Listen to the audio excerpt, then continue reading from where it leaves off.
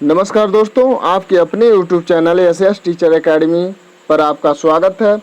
आज हम सब काव्य का स्वरूप, लक्षण, गुण एवं दोष से संबंधित हल प्रश्नोत्तरी देखेंगे। तो आइए देखते हैं। प्रश्न संख्या 1, अलंकार सिद्धांत के प्रवर्तक आचार्य थे।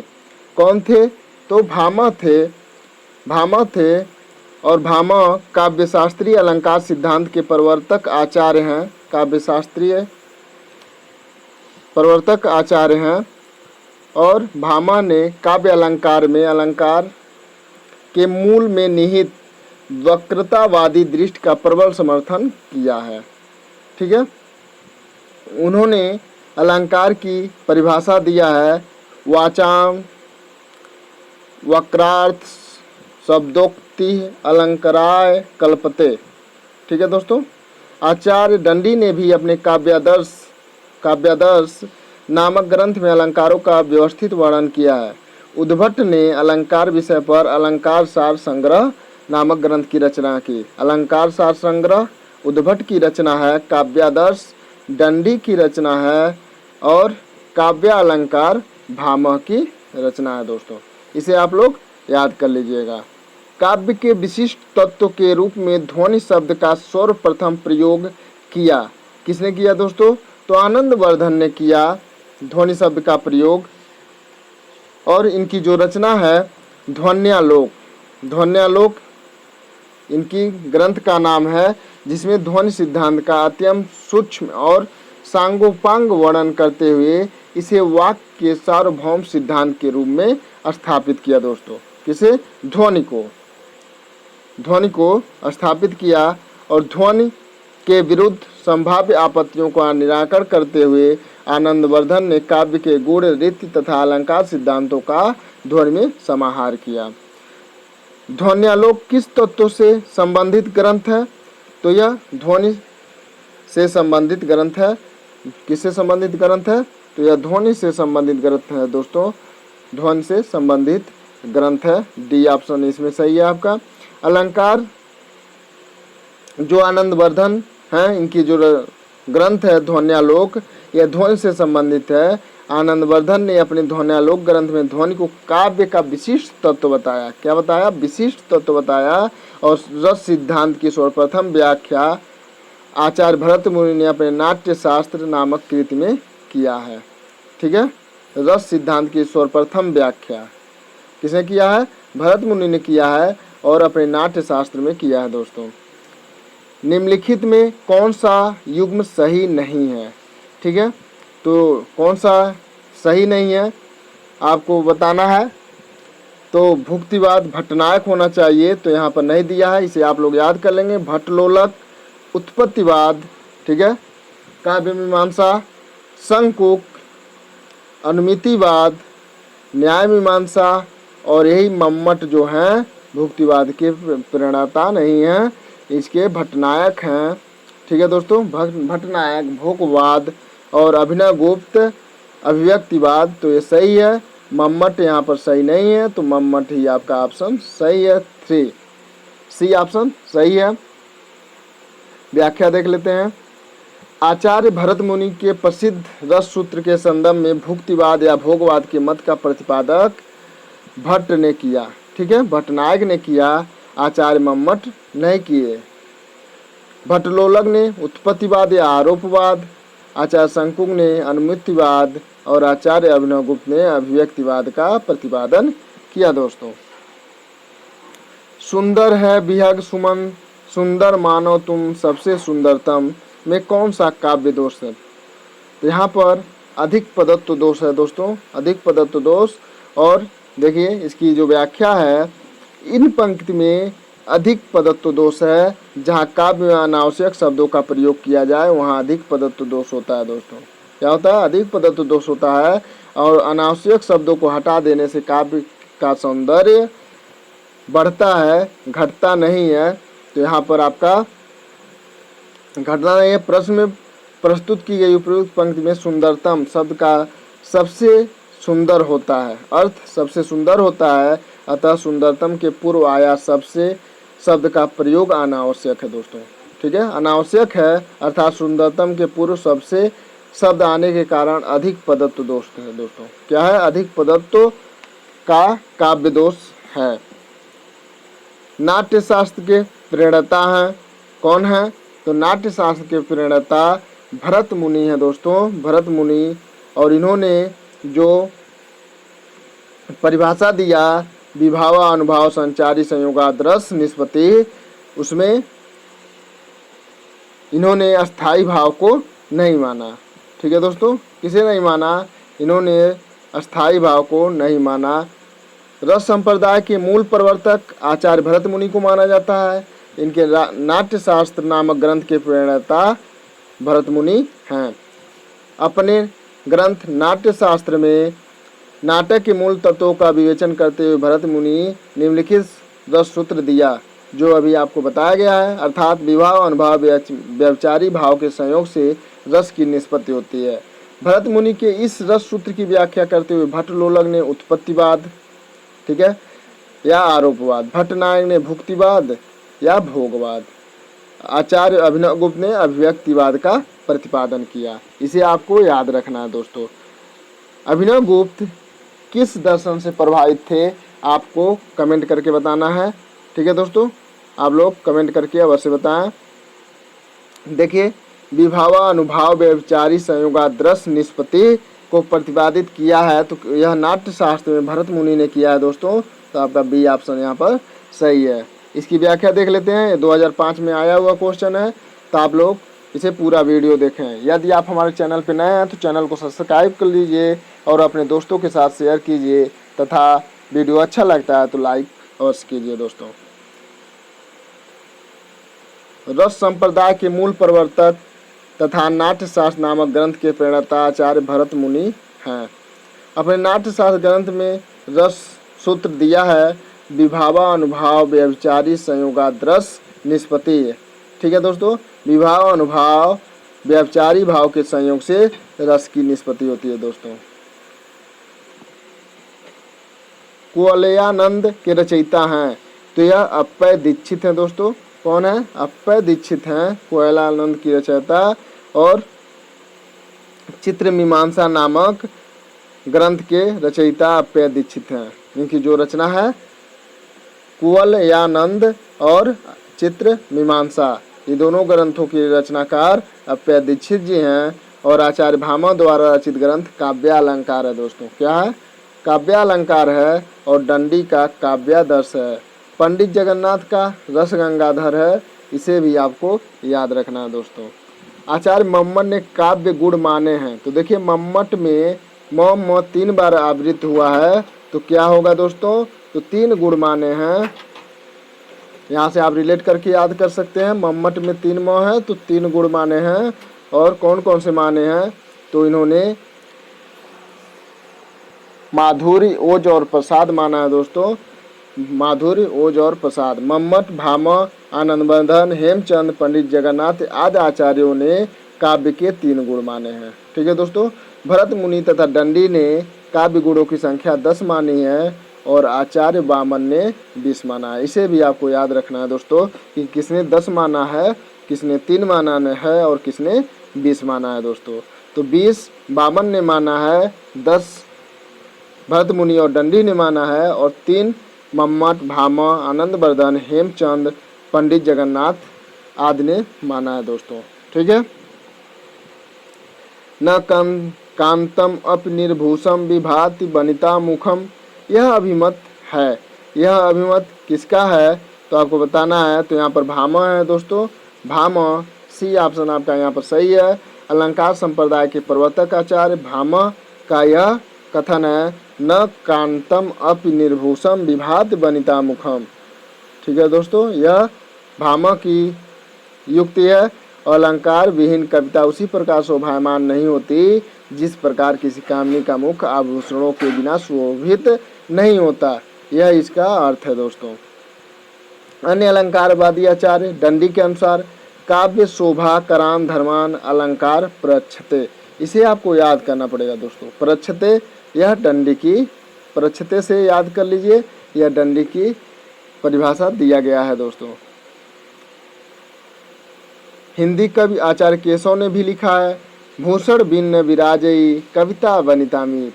किसने कहा है? तो भूषण ने कहा है दोस्तों, केशव ने कहा है। ठीक है दोस्तों, किसने कहा है? केशव ने कहा है भूषण भिन्न विराजई कविता वनिता मीत। शब्द की वह शक्ति जिससे वाच्यार्थ प्रकट होता है क्या कहलाता है? तो वह अभिधा कहलाता है दोस्तों। क्या कहलाता है? अभिधा कहलाता है। सही युग्म चिन्हित कीजिए। ठीक है, सही युग्म आपको चिन्हित करना है। तो वैदर्भी माधुर्य, ठीक है, वैदर्भी माधुर्य, मूल आधार माधुर्य होता है, तो आपका यही ऑप्शन सही है। और इसमें इसके साथ इसका जो व्याख्या किया गया है, आइए उसको देखते हैं। उपरोक्त रीतियों में वैदर्भी रीति का मूल आधार माधुर्य होता है। इसके साथ इसमें सुकुमार वर्ण योजना होती है, जबकि गौड़ी रीति में ओज और कांति गुण संपन्न होती है। गौड़ी में क्या होता है? ओज गुण और कांति संपन्न होती है। वीरता का वर्णन होता है किसमें? गौड़ी में। और वैदर्भी में माधुर्य गुण का प्रधानता होती है। इसमें माधुर्य गुण का पूर्ण अभाव होता है। पंचाली रीति माधुर्य और सुकुमार गुणों से संपन्न होते हैं। पंचाली रीति जो है उसे माधुर्य गुण और सुकुमार गुणों से संपन्न होते हैं। छोटे समासों वाली रचना पंचाली रीति कहलाती है दोस्तों। ठीक है, छोटे समासों वाली रचना पंचाली रीति कहलाती है, वहीं बड़े समासों वाली रचना गौड़ी रीति कहलाती है दोस्तों। इसकी भाषा भावगर्भित एवं प्रसाद युक्त होती है।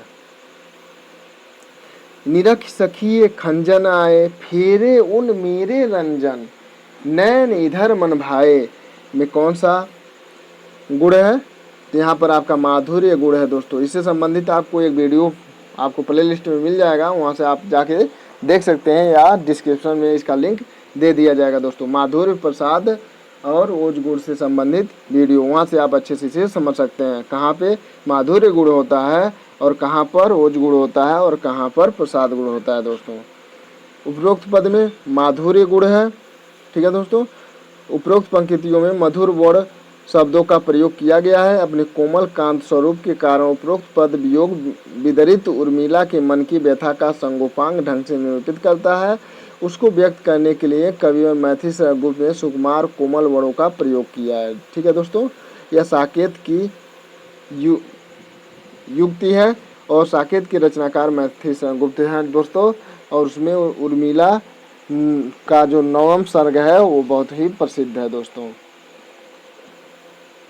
काव्य का वह गुण जो चित्त में तेज और स्फूर्ति का संचार करता है कौन सा गुण कहलाता है? तो जहाँ तेज स्फूर्ति उत्साह होता है दोस्तों वहाँ ओज गुण होता है। तो यहाँ पर आपका ए ऑप्शन करेक्ट सही है, ओज गुण होता है दोस्तों।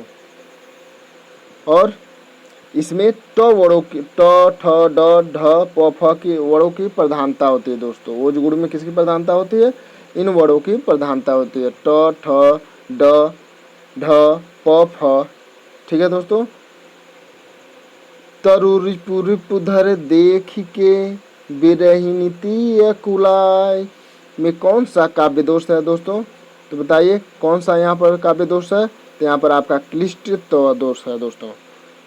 उपरोक्त पंक्ति में क्लिष्टत्व दोष है जिसका अर्थ है कठिनाई से होता है। ठीक है, अर्थात काव्य में चमत्कार पूर्ण वर्णन से अर्थ प्रकट करने के लिए जिस दृष्टिकूट पद शैली को अपनाया जाता है वहाँ पे क्लिष्टत्व दोष होता है दोस्तों।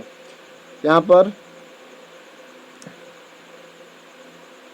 तरुरिपुधर देख के बिरहिनीति अकुलाय का अर्थ है वृक्ष की अश्रु अग्नि का शत्रु जल और जल का धारण करने वाला बादल को देखकर बिरहिनी स्त्री व्याकुल हो जाती है, जो सामान्य बोध के परे है। अतः यहाँ पे क्लिष्टत्व दोष है। ठीक है, क्लिष्टत्व काव्य दोष है दोस्तों। दंडी के काव्यशास्त्री ग्रंथ का नाम है, तो काव्यशास्त्री ग्रंथ का नाम काव्यादर्श है दोस्तों। तो आपका यहाँ पर सी ऑप्शन है, काव्यादर्श काव्यशास्त्री ग्रंथ दंडी का है। और यहाँ पे व्याख्या देख लेते हैं। काव्यादर्श तो इनका ग्रंथ है ही, साथ में 10 कुमार चरितम, 29 सुंदरी कथा, कला परिच्छेद, द्विसंधान काव्य विशेष इनकी प्रसिद्ध रचनाएं हैं दोस्तों। ठीक है, इसे भी आप लोग याद कर लीजिएगा कि दंडी की कौन सी रचनाएं हैं। 10 कुमार चरितम, अवंती सुंदरी, कथा, कला परिच्छेद, द्विसंधान काव्य। दोस्तों शब्दार्थों सहित काव्यम परिभाषा किसके द्वारा दी गई है? तो यह भामह के द्वारा दी गई है। दोस्तों किसके द्वारा दी गई है? भामह के द्वारा दी गई है। दृश्य काव्य की विधा है तो यह नाटक विधा की है। दोस्तों किस विधा की है? नाटक विधा की है। दोस्तों दृश्य काव्य की विधा नाटक विधा है। रस सूत्र की अनुमितिवाद व्याख्या करने वाले आचार्य हैं तो यह शंकुक हैं। दोस्तों शंकुक इनकी जो दर्शन है क्या है? तो वह न्याय दर्शन के मानने वाले हैं। दोस्तों शंकुक न्याय दर्शन को मानने वाले हैं। भट्टनायक आपके जो हैं, भट्टनायक ये सांख्य दर्शन को मानने वाले हैं। और अभिनव गुप्त हैं जो दोस्तों, तो अभिनव गुप्त शैव दर्शन, अब भट्ट लोलक जो हैं यह मीमांसा दर्शन को मानने वाले हैं। तो यहाँ पर आपका अनुमितिवाद की व्याख्या करने वाला आचार्य जो है वह शंकुक है। दोस्तों ठीक है, डी ऑप्शन शंकुक। अनुभाव के कितने भेद होते हैं? तो अनुभाव को 2 भेद होते हैं, कायिक और सात्विक। कितने होते हैं? 2, कायिक और सात्विक। देखिए भाव का अनुगमन, अनुभाव का शाब्दिक अर्थ है भाव का अनुगमन करना, अर्थात वे चेष्टाएं जिनके द्वारा मनोभावों अस्थायी भाव का अनुगमन किया जाता है अनुभाव कहलाता है।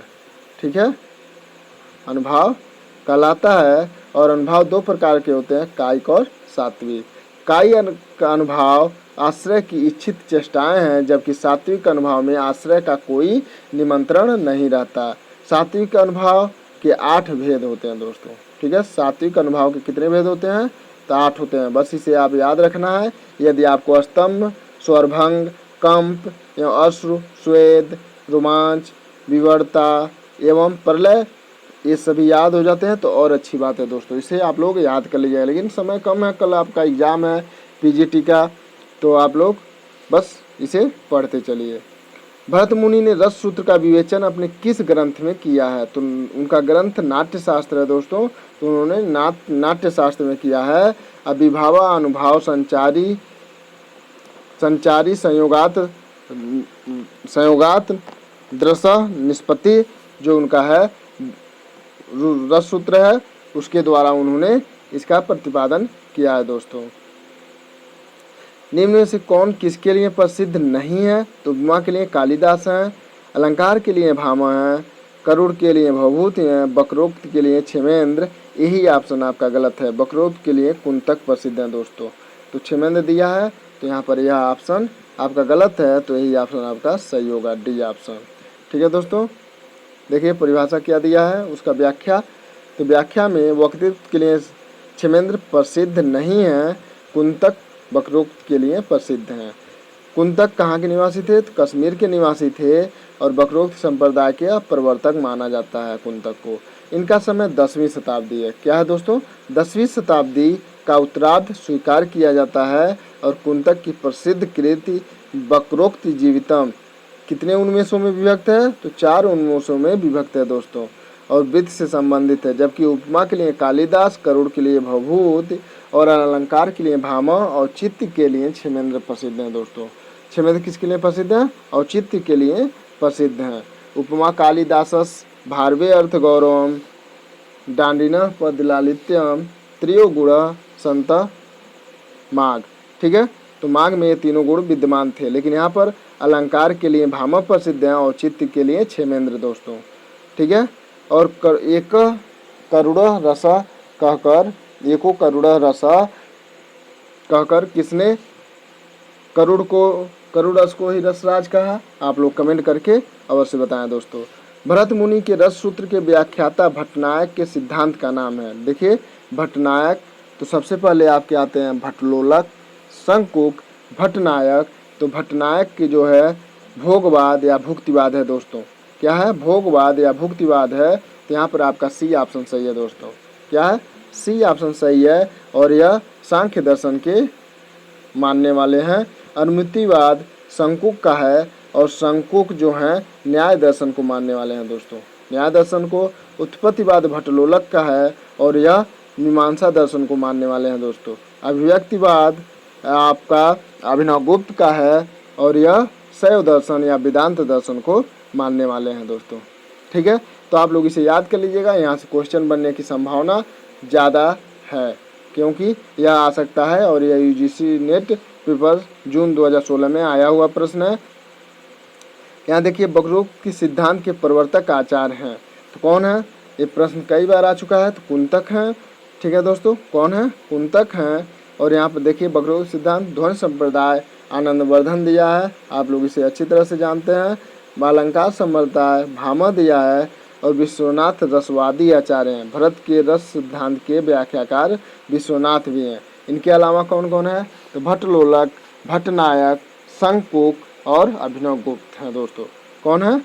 अभिनवगुप्त। निम्नलिखित संप्रदायों को उनके आचार्यों के साथ सुमेलित कीजिए। ठीक है, तो औचित्य अभी आप लोग पढ़े हैं क्षेमेंद्र। ठीक है दोस्तों, वक्रोक्ति कुंतक और ध्वनि जो है आनंदवर्धन और रस जो है भरत मुनि। ठीक है दोस्तों, तो 4 5 2 1 4 5 2 1 किस ऑप्शन में है? तो 4 5 2 1 आपका डी ऑप्शन में है दोस्तों। तो आपका यहाँ पर डी ऑप्शन सही होगा। अब आइए व्याख्या देख लेते हैं। तो व्याख्या औचित्य संप्रदाय जो है क्षेमेंद्र का है, वक्रोक्ति कुंतक का है, ध्वनि संप्रदाय आनंदवर्धन का है, रस संप्रदाय भरत मुनि का है, अलंकार संप्रदाय भामा का है दोस्तों। प्रतिभा का संबंध किससे है? तो प्रतिभा का संबंध काव्य हेतु से है दोस्तों, काव्य हेतु से। और काव्य हेतु में आपका जो है 3 माना गया है, जो भेद माने गए हैं काव्य हेतु की प्रतिभा के जो भेद माने गए हैं वह 3 माने गए हैं दोस्तों। और 3 प्रतिभा, व्युत्पत्ति और अभ्यास है दोस्तों। क्या है? प्रतिभा, व्युत्पत्ति और अभ्यास है। और यहाँ पे देखिए दोस्तों, आचार्य भरत मुनि के अनुसार काव्य प्रयोजन 8 माने गए हैं। ठीक है, आचार्य भरत मुनि के अनुसार काव्य प्रयोजन 8 माने गए हैं और यही 8 दिए गए हैं। और काव्य लक्षण, संस्कृत में काव्य लक्षण आचार्यों ने मुख्यतः 3 माना है दोस्तों। क्या माना है? 3 आधारों पर किया है। तो आधार क्या है आइए देखते हैं। शब्द और अर्थ के आधार पर फर्स्ट, शब्द के आधार पर सेकेंड और रस और ध्वनि के आधार पर तृतीय। भागों में 3 भागों में बांटा है दोस्तों। कथा वस्तु को प्रधान फल की प्राप्ति की ओर अग्रसर कराने वाले चमत्कार पूर्ण अंश को अर्थ प्रकृति कहा जाता है।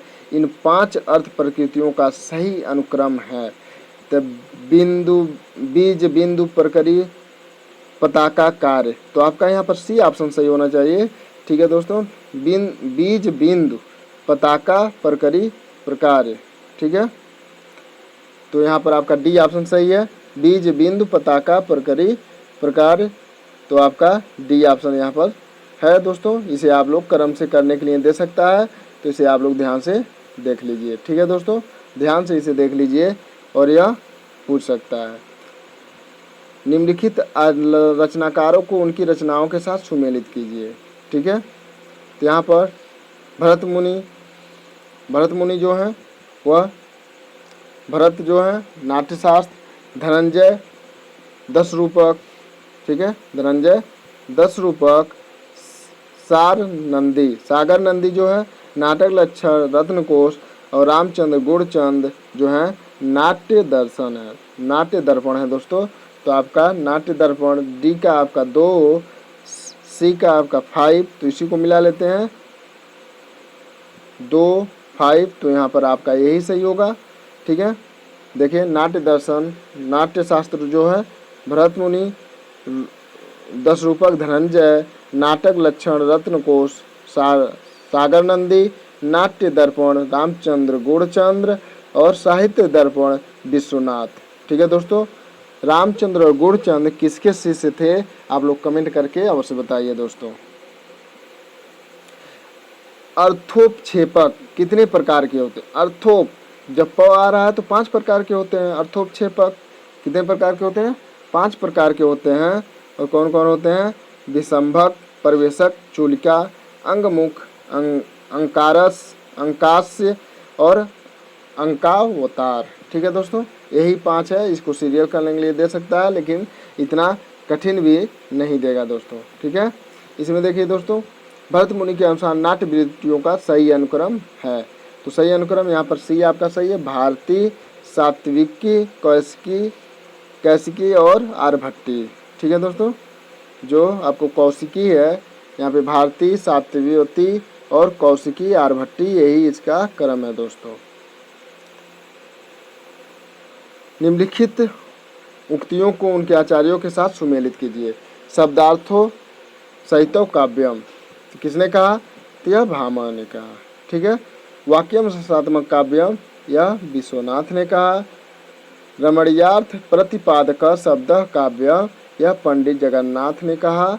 और तद्दोषो शब्दार्थो सगुणालंकृत पुनः क्वात, ये किसने कहा? यह मम्मट ने कहा दोस्तों। तो 4 5 1 2, 4 5 1 2, तो किसमें है? 4 5 1 2 आपका ये ऑप्शन सही है। यहाँ पे देख लीजिए। शब्दार्थों सहितम काव्यम, भामा ने कहा। वाक्यम रसात्मकम, विश्वनाथ। रमणीयात प्रतिपादक शब्द काव्य, पंडित जगन्नाथ। शब्द तद्दोषौ शब्दार्थौ सगुणालंकृति पुनः क्वापि, यह मम्मट ने कहा। और शब्दार्थों सहित वक्र कवि व्यापार शालिनी, यह कुंतक ने कहा। ठीक है दोस्तों।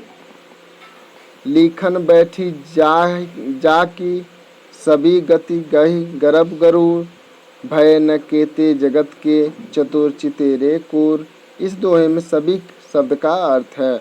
तो यहाँ पर ए ऑप्शन सही है, चित्र नायिका के समान। ठीक है, तो यहाँ पर आपका यही सही है। व्याख्या देख लेते हैं।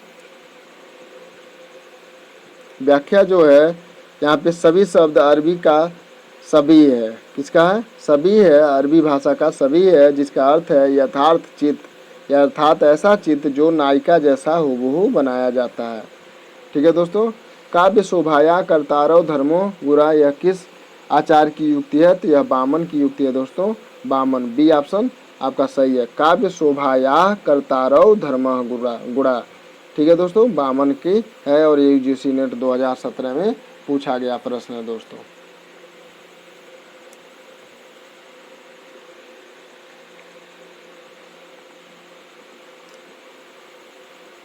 निम्नलिखित में से किस आचार्य ने अलंकार को काव्य की आत्मा मानकर रस का महत्व गौड़ कर दिया? तो यहाँ पर भामा ने काव्य अलंकार को काव्य की आत्मा मानकर रस का महत्व गौड़ कर दिया दोस्तों। ठीक है, भामा ने। और भामा ने, भरत मुनि और दंडी ने 10 माने हैं। गुड़ कितने माने हैं? अंगों की गुड़ तो 10 माने हैं। और वामन ने 20 और बाकी सभी ने 3 गुण माने हैं दोस्तों। और 3 गुण कौन कौन से होते हैं? तो माधुर्य, ओज और प्रसाद। जब वक्रोक्ति का वक्ता कंठ ध्वनि पर आश्रित होती है तो उसे क्या कहा जाता है? जब वक्रोक्ति वक्ता की कंठ ध्वनि पर आश्रित होती है तो क्या कहा जाता है? तो यहाँ पर काक वक्रोक्ति कहा जाता है दोस्तों। क्या कहा जाता है? काक वक्रोक्ति। और काक वक्रोक्ति जो है इसमें देखिए सभंग श्लेष अलंकार। ठीक है, सभंग श्लेष अलंकार और अभंग श्लेष अलंकार। श्लेष की परिभाषा है तो यहाँ पर देखिए, जहाँ श्लिष्ट पद के खंड करके 2 या 2 से अधिक अर्थ प्राप्त हों, ठीक है, वहाँ पर सभंग श्लेष अलंकार होता है। जब खंड करके, ठीक है, क्या करके? खंड करके। और जहाँ पर शिष्ट पदों का बिना खंड किए 2 या 2 से अधिक अर्थ प्राप्त होते हैं, वहाँ पर अभंग श्लेष अलंकार होता है। जैसे रहीमन पानी राखिए, बिन पानी सब सून, पानी गए न उबरे मोती, मानुष चून। तो यहाँ पर आपका अभंग श्लेष है। निम्नलिखित सिद्धांतों को उनके सिद्धांतों के साथ, सिद्धांतकारों के साथ सुमेलित कीजिए दोस्तों। क्या कीजिए? सुमेलित कीजिए। तो वक्रोक्त सिद्धांत किसका है? तो कुंतक का है। और औचित्य सिद्धांत क्षेमेंद्र का है। ऋत सिद्धांत वामन का है। और ध्वनि सिद्धांत आनंदवर्धन का है दोस्तों। तो 3 4 1 2, 3 4 1 2 जिस ऑप्शन में हो 3 4 1 2 तो सी है। तो सी आपका सही है। व्याख्या देख लेते हैं। ध्वनि सिद्धांत वक्रोक्त सिद्धांत कुंतक, ठीक है, कुंतक। ऋत सिद्धांत वामन। औचित्य सिद्धांत क्षेमेंद्र। ध्वनि सिद्धांत आनंदवर्धन। और रस सिद्धांत भरत मुनि। ठीक है दोस्तों, भरत मुनि। उज्ज्वल नीलमणि ग्रंथ के लेखक हैं तो रूप गोस्वामी है दोस्तों। कौन है? रूप गोस्वामी है। और यह 15वीं से 17वीं शताब्दी है। इनका जो समय है 15वीं से 16वीं शताब्दी है। और काव्य प्रकाश मम्मट का जो समय है यह आपका 11वीं शताब्दी है। और काव्य मीमांसा यह 9वीं के उत्तरार्ध अर्थात 10वीं शताब्दी माना जाता है राजशेखर का। ठीक है दोस्तों। अभिनव गुप्त जो है इनका 9वीं शताब्दी उत्तरार्ध माना जाता है। यहाँ पे दिया 10वीं शताब्दी। ठीक है दोस्तों, 10वीं शताब्दी दिया है इनका, सॉरी यहाँ पे काव्य मीमांसा राजशेखर की 12वीं शताब्दी ही सही है दोस्तों। ठीक है, 12वीं शताब्दी सही है। और इनका 9वीं उत्तरार्ध अर्थात 10वीं माना जाता है दोस्तों। ठीक है, अभिनव गुप्त का 10वीं माना जाता है। अभिव्यक्तिवाद के प्रवर्तक हैं तो अभिनव गुप्त हैं दोस्तों। कौन है? अभिनव गुप्त हैं। और अभिनव गुप्त का जो दर्शन है शैव दर्शन या वेदांत दर्शन है दोस्तों। ठीक है, वेदांत दर्शन है। अब उत्पत्तिवाद या आरोपवाद भट्टलोलक का है। और उनकी जो दर्शन है वो मीमांसा दर्शन है दोस्तों, मीमांसा दर्शन है। अनुमितिवाद जो है वो शंकु की है। और न्याय दर्शन है दोस्तों। ठीक है, ध्वनि सिद्धांत के प्रवर्तक आनंदवर्धन जी हैं। ठीक है, रस सूत्र के व्याख्याकारों का सही अनुक्रम है। ठीक है, तो भट्टलोलक, शंकु, भट्टनायक, यही आपका ऑप्शन सही है। ठीक है, अभ्रंश शब्द का सर्वप्रथम प्रयोग किसने किया? ये क्वेश्चन पूछ सकता है, तो अधिकतर लोग लगा देंगे पतंजलि या भामा। तो यहाँ पर आपका भामा ही सही होगा दोस्तों, भामा, डी ऑप्शन। देखिए यहाँ पर दिया है व्याख्या उसका। अभ्रंश शब्द का सर्वप्रथम प्रयोग भामा ने किया। ठीक है, स्वयंभू को अभ्रंश का वाल्मीकि और पुष्पदंत को अभ्रंश का व्यास कहा जाता है दोस्तों। इसे भी आपको याद रखना है। व्यंजना शक्ति का कार्य क्या होता है? मुख्यार्थ में छिपे अकथित कार्य को व्यक्त करना व्यंजना शक्ति का कार्य होता है। इन सिद्धांतों को उनके आचार्यों के साथ सुमेलित कीजिए। ठीक है, इसे आप लोग पढ़ चुके हैं, बहुत अच्छे से कर सकते हैं। जो उत्पत्तिवाद है भट्टलोलक, अनुमितिवाद शंकुक, अभिव्यक्तिवाद अभिनव गुप्त और भुक्तिवाद भट्टनायक। ठीक है, भट्टनायक। तो 3, 5, 1, 2 3, 5, 1, 2 जिसमें से है वही ऑप्शन सही होगा। 3, 5, 1, 2 सी ऑप्शन सही है। तो इसे आप लोग अच्छे से कर लिए होंगे। रुद्रट वक्रोक्त को शब्दालंकार मानते हैं और इससे अर्थालंकार किसने माना? अर्थालंकार माना तो दंडी ने माना दोस्तों। रुद्रट को वक्रोक्त का शब्दालंकार मानते हैं और इसे अर्थालंकार दंडी ने माना। ठीक है दोस्तों, दंडी ने माना। और वामन रीति संप्रदाय के और क्षेमेंद्र और चित्त संप्रदाय आनंदवर्धन ध्वन संप्रदाय के प्रवर्तक हैं। इनमें से कौन सा भरत मुनि के रस सूत्र का व्याख्याकार है? बताइए कौन है? तो 4, 5 हैं, तो उसमें आपका भट्टलोलक ही सही है, बी ऑप्शन सही है। ठीक है, तो व्याख्याकार नीचे दिया हुआ है, देख लीजिए। ठीक है, भट्टलोलक, भट्टनायक, शंकुक, अभिनव गुप्त, विश्वनाथ या हैं लोग। काव्यशास्त्र के इन ग्रंथों को रचनाकारों के साथ सुमेलित कीजिए। तो ध्वन्यालोक जो है दोस्तों आनंदवर्धन का है। साहित्य दर्पण विश्वनाथ का है। रस गंगाधर पंडित जगन्नाथ का है। और काव्य प्रकाश मम्मट का है। तो ठीक है, तो 3, 1, 4, 2 3, 1, 4, 2 तो बी ऑप्शन आपका यहाँ पर सही है दोस्तों, बी ऑप्शन। ठीक है, इसे आप लोग व्याख्या जो है इसे आप लोग अच्छे से देख लीजिएगा दोस्तों। ठीक है, अनुमितिवाद की अवधारणा किसकी है? अनुमितिवाद जो है तो यह शंकुक की है। तो आपका यहाँ पर डी ऑप्शन सही होगा। इसे आप लोग कई बार पढ़ चुके हैं, तो जहाँ तक उम्मीद करता हूँ कि आप लोग यह अच्छे से याद हो गया होगा। अनुमितिवाद शंकुक, भुक्तिवाद या भोगवाद भट्टनायक, उत्पत्तिवाद या आरोपवाद भट्टलोलक, अभिव्यक्तिवाद अभिनव गुप्त, रस सिद्धांत भरत मुनि, साधारणीकरण भट्टनायक, ध्वनि सिद्धांत आनंदवर्धन दोस्तों। ठीक है, और शैव दर्शन अभिनव गुप्त, मीमांसा भट्टलोलक, सांख्य दर्शन भुक्तिवाद के प्रणेता जो हैं भट्टनायक और न्याय दर्शन शंकुक दोस्तों। यदि आप हमारे चैनल पर नए हैं तो चैनल को सब्सक्राइब कीजिए। वीडियो अच्छा लगता है लाइक कीजिए, अपने दोस्तों के साथ शेयर अवश्य कीजिए। निम्नलिखित में से कौन सा काव्य गुण नहीं है? यहाँ पूछा है तो श्लेष, माधुर्य और समाधि है, लेकिन शक्ति नहीं है। सी ऑप्शन ही यहाँ पर आपका करेक्ट है। और इसकी व्याख्या देख लेते हैं। श्लेष, माधुर्य, समाधि काव्य के गुण हैं, जबकि शक्ति काव्य का गुण नहीं है। भक्ति को रस रूप में प्रतिष्ठित करने वाले आचार्य हैं। कौन है? तो रूप गोस्वामी हैं दोस्तों, रूप गोस्वामी हैं। ठीक है। पाणिनि ने किस ग्रंथ के द्वारा भाषा को एक रूपता देने का प्रयास किया? तो यह अष्टाध्यायी के द्वारा दोस्तों किए, अष्टाध्यायी के। और इनकी जो समय है 7 से 8वीं शताब्दी पूर्व है। और पाणिनि अष्टाध्यायी के रचयिता हैं और अष्टाध्यायी पे एक कात्यायनी की वार्तिका और पतंजलि ने महाभाष्य लिखा। ठीक है दोस्तों। और लगभग 4000 सूत्र हैं। निम्नलिखित काव्य लक्षणों को उनके आचार्यों के सही नामों के साथ सुमेलित कीजिए। ठीक है, सही के नामों के साथ सुमेलित करना है। तो आपको शब्दार्थों सहितम काव्यम, भाम, तद्दोषौ शब्दार्थौ सगुणा उल्लंकृति पुनः क्वापि। तो यह पुनः क्वाप जो है यह मम्मट का है। ठीक है। वाक्यम रसात्मक विश्वनाथ और रमणीयार्थ प्रतिपादक शब्द काव्यम यह पंडित जगन्नाथ का है। तो देखिए 2, 5, 2, 4, 1, 3, 2, 4, 1, 3 किसमें है? तो ये ऑप्शन आपका सही है। 2, 4, 1, 3 आपका सी ऑप्शन सही है। यहाँ पे व्याख्या उसकी देख लेते हैं।